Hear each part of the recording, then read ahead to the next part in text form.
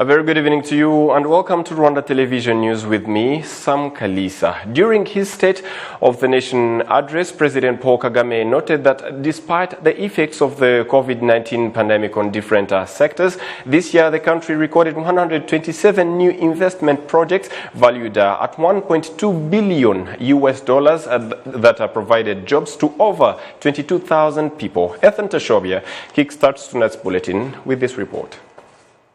While delivering the State of the Nation address this Monday afternoon, President Paul Kagame noted that about 10 billion Rwandan francs was disbursed through social protection programs to vulnerable households, while the government paid insurance coverage for 2 million Rwandan citizens under the community-based health insurance scheme, commonly known as Mutuelle de Santé. The head of state also highlighted the importance of local mechanisms for seed multiplication, which have reduced the national expenditure on importing seeds for farming, while the government has built 500 food banks that have helped in storing over 5,000 tons of foodstuff. President Kagame noted that national agricultural exports have generated revenues worth $400 million to the country this year. In the health sector, President Kagame noted that the government has been able to complete several new hospitals across the country, while the sector has been equipped with advanced technology.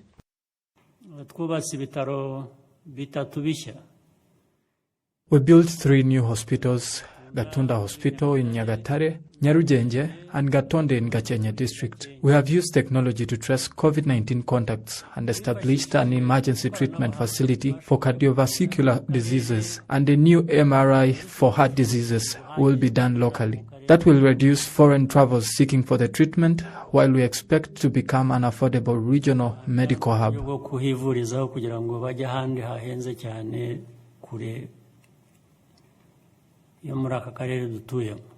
President Paul Kagame also noted that the government has built 22,000 classrooms across the country and schools have resumed in-person classes following COVID-19 shutdown while respecting COVID-19 restrictions. In regards to infrastructure, the head of state noted that the government has continued to extend 4G connectivity across the country, while 200,000 homes have been connected to electricity during the past year. The president also highlighted the importance of 100 billion Rwandan francs Economic Recovery Fund that was created to support businesses impacted by COVID-19 pandemic. In regards to the economy, 100 billion Rwandan francs has been channeled in the Economic Recovery Fund. The GDP dropped compared to the second quarter of 2019, but the economy has rebounded in the third quarter, which shows that recovery is underway.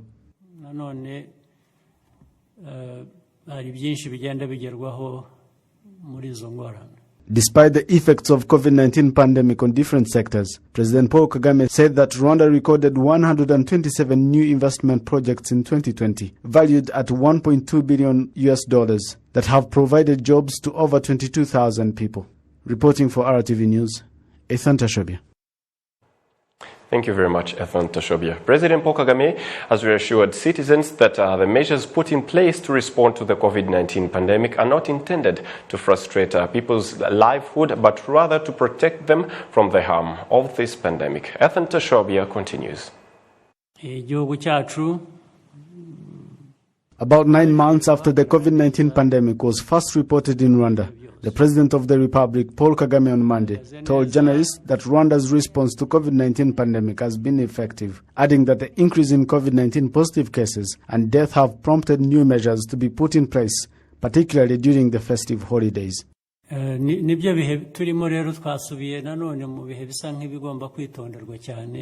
We have yet again gone back to critical periods that requires us to do a lot more and people to adhere to the set guidelines. Authorities have no reason to make people restless. On the contrary, this pandemic has not been easy for us.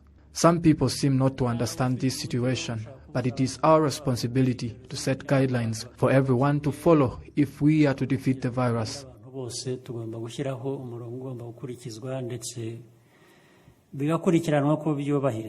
President Paul Kagame noted that the more certain activities are allowed to resume, the more contamination there is, adding that this is parallel to the fact that this pandemic has made yet another comeback, especially in the countries of the West.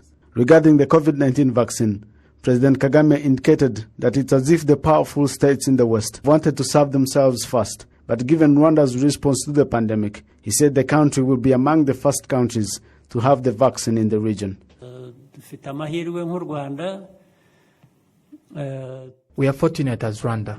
We are working with European countries and COVAX. Because of how we have handled this pandemic as a country, it makes people say, but these Rwandans who have conducted themselves, this could deserve to be amongst the first to receive the vaccine. We will be amongst the first countries on the continent to receive this vaccine. In the first months of next year or till June if it delays, we will have gotten a vaccine that can save some most vulnerable lives, even if it's not for every one of us.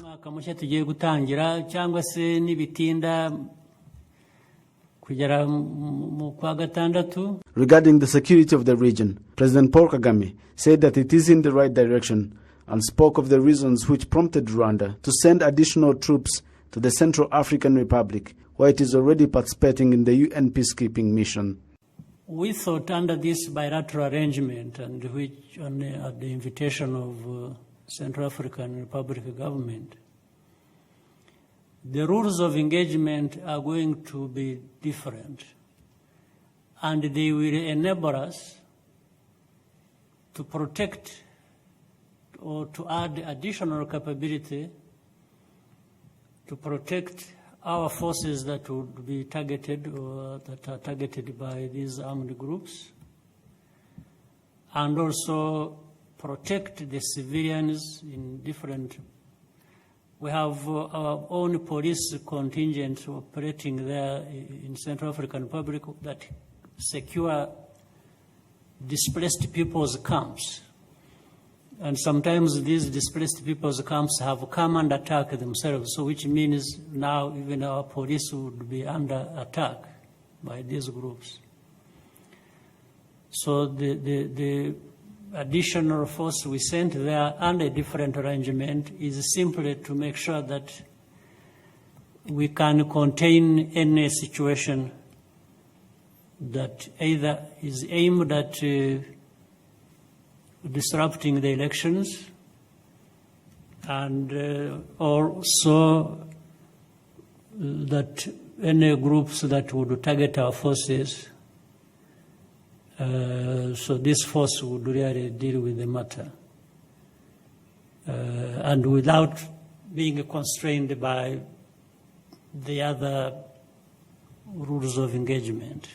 Regarding the case of the terror suspect Paul Rusesabagina and some people who have written appeals calling for him to be released, President Kagame indicated that the right way to find a solution to this problem is to follow the rule of law and ensure justice needed by some citizens who have been affected by the armed groups to which Rusesabagina belonged or led. There must be also a way to resolve that kind of conflict, that problem in understanding of what needs to be done or what happened. And that's what government, that's what laws, that's what leaders are supposed to do. They are supposed to sort out these difficulties in favor of justice or what is right or what the law is. It's not only going to be done in favor of Rusesabagina. Justice is broad. It will also be done in favor of those who are aggrieved with because of the loss of their family members' lives. They want to see justice done. They want to say, well, but this man was connected with what happened in the southern province, or in Nyaruguru, in Nyamagabe,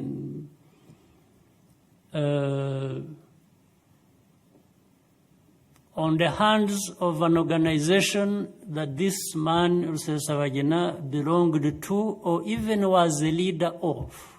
Paul Kagame's press conference followed the State of the Nation address and was also followed by the head of state's interaction with citizens stationed in different parts of the country.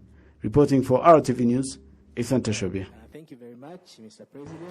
Still on the State of the Nation address, President Paul Kagame says that those who try to pose threats on the national security, their days are numbered. This was said during his interaction session with journalists and citizens after delivering his State of the Nation address. Jen Mutoni has the story.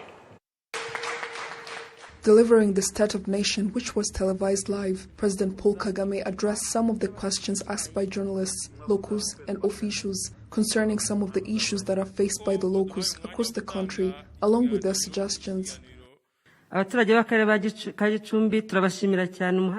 people in Gicumbi district are grateful for the new Best Nyagatare road, which was established, whereby the first part of the Best Rukomo has been very helpful to us, because now where we used to travel in 5 hours coming from Gicumbi district, we now use 1 hour. We have hope that once the second part of Rukomo Nyagatare road is complete, where we used 8 hours by passing around Kigali to Rwamagana and Kayonza, we shall be using 1 hour and a half. We are truly grateful.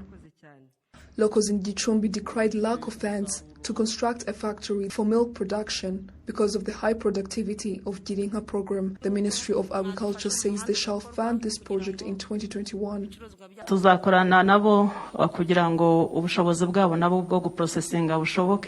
We shall work hand in hand with locals to make it possible.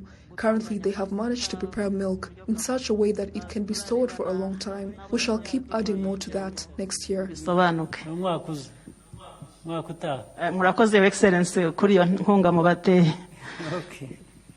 On the related development, the head of states warned those whose intent has always been disrupting peace and security, warning them of a handful of days before they become answerable for their evil acts.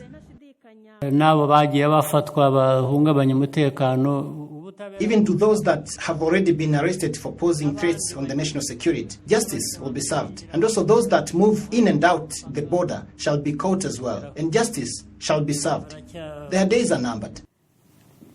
Many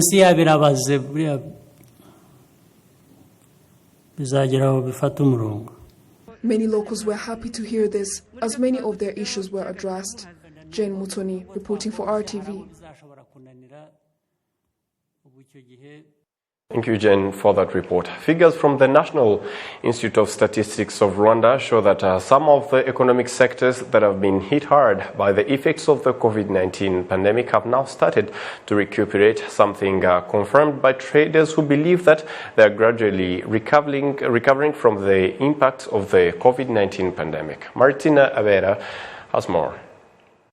For 9 months, the COVID-19 pandemic has shaken the health and economic sectors so much that traders believe their activities have been severely disrupted. However, traders say that compared to the time of the lockdown, they are confident that their business activities will thrive again.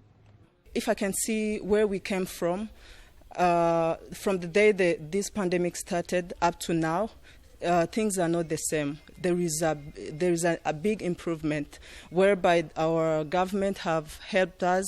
They stood with us by decreasing the cost of taxes, and they helped us to transport our goods. I can say that there's a hope that in the future we go back to our normal situation. As we are also trying to fight hard, we are trying to think big, where we can go back to our normal situation. So, and without stopping to give a good service to our daily customers. So. We at least get a few customers compared to a few weeks ago. Because of COVID-19, clients reduced, but we still have hope because we've been in business for long. Jean-Claude Mizerwa, head of economic department at the National Institute of Statistics of Rwanda, points out that some sectors have already returned to pre-COVID-19 levels. Trade in foodstuff, cloth, construction equipment and other commodities, be it in cities or villages, boutiques and wholesalers, in general, it seems to have returned as it was. Agricultural productivity increased by 2%, while it was reduced by 2% in the second quarter of 2020. Industrial output decreased by 1%, while this reduction was at 19% in the second quarter, as the service sector decreased by 7% from a 16% reduction in the second quarter. Highlights of the third quarter include a 57% drop in education sector, followed by a 55% drop in hotels and restaurants and a 33% drop in the transport sector. Economic expert Dr. Claude Rusibana says in the fourth quarter, the education sector shall stabilize. You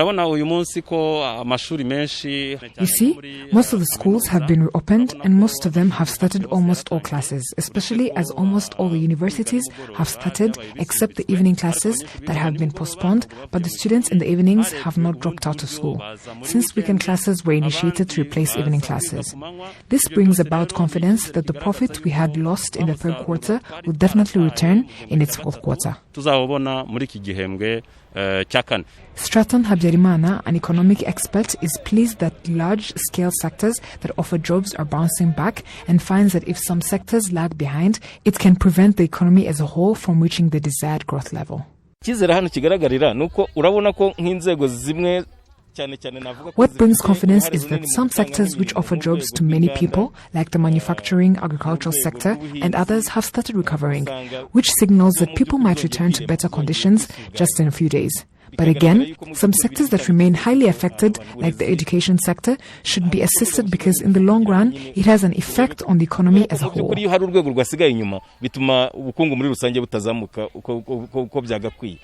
From April to June this year, there has been a 12.4% decline in Rwanda's GDP. Only between July and September, gross domestic product fell by 3.6%. In the third quarter of 2020, the gross domestic product of Rwanda was at 2,482 billion Rwandan francs compared to 2,359 trillion Rwandan francs in the same period in 2019. The service sector revenue was 48% of the gross national product, agriculture accounted for 26%, and industry accounted for 19%. Martina Abera, RTV News.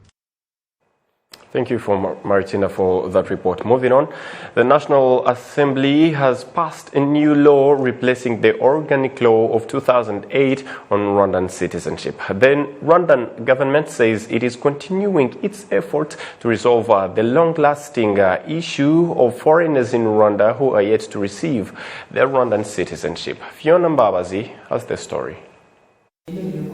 Article 18 of the organic law governing Rwandan nationality attracted the most heated debate of all articles in the new law adopted by lawmakers this Monday. The article provides that one of the requirements for an immigrant to be eligible for nationality must have lived in Rwanda for at least 25 years and has cut ties with their country of origin. This article stirred heated debate among MPs.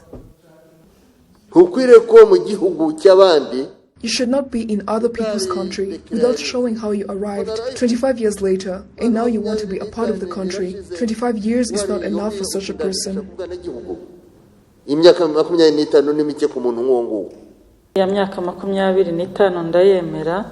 I accept 25 years, but saying that they will have nothing to do with their country of origin is where I have a problem with, because that is not something one can easily change.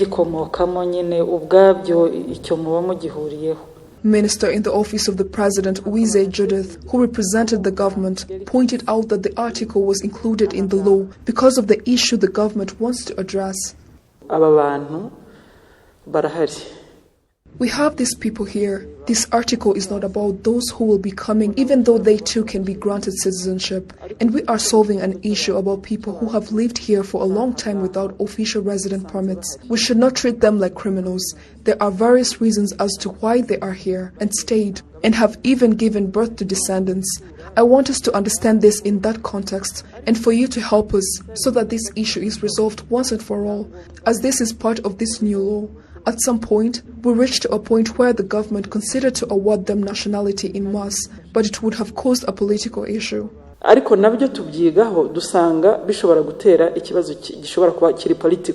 there is no given number to those who want this, Minister Uwize Judith says their census is ongoing.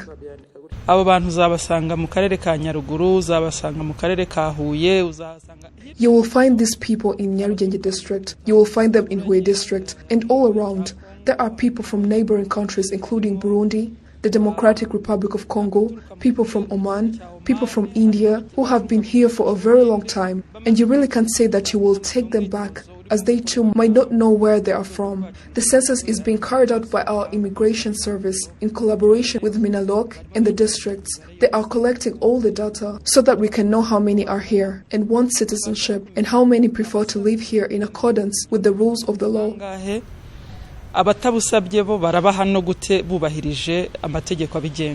The organic law governing Rwandan nationality adopted by the plenary sitting of the Chambers of Deputies on Monday consists of 56 articles. After being adopted by the Parliament, it will be submitted by the President of the Republic to give his assent before it is promulgated.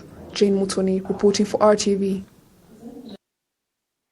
Effective from the 22nd of December 2020, movements will be restricted from 8 p.m.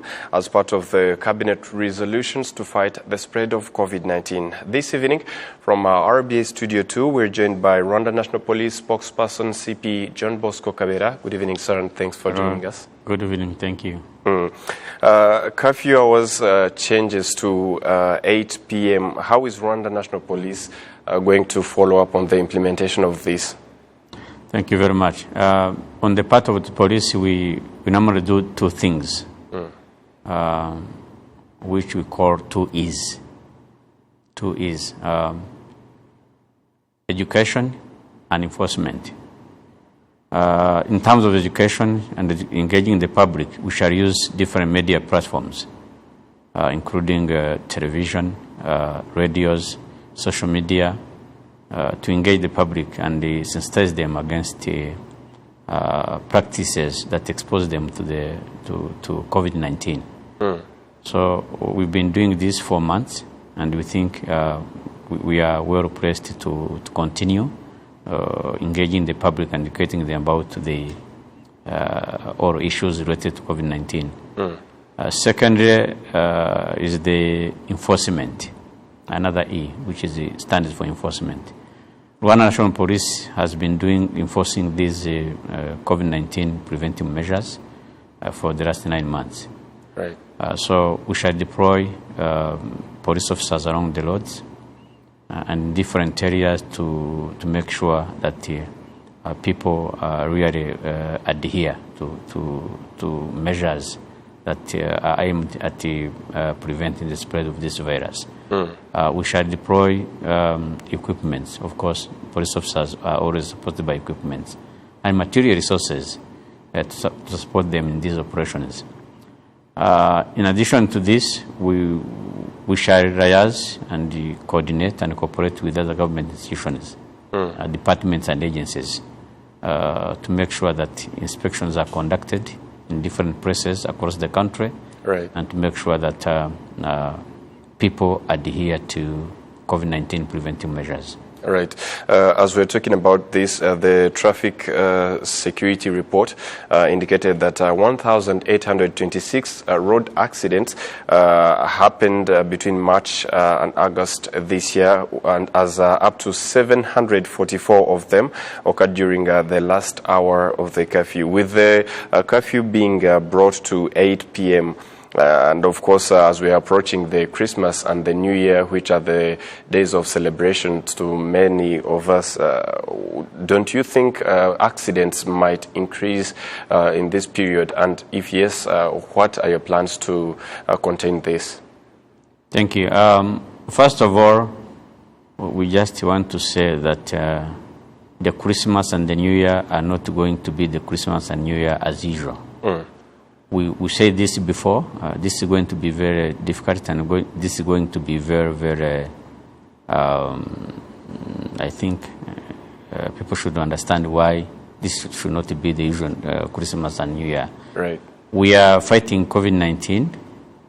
There are guidelines and the preventive measures that have been put in place, which people must respect.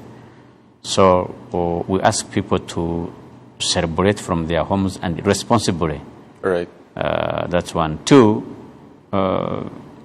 there's no correlation between curfew and accidents that took place previously. So we have always said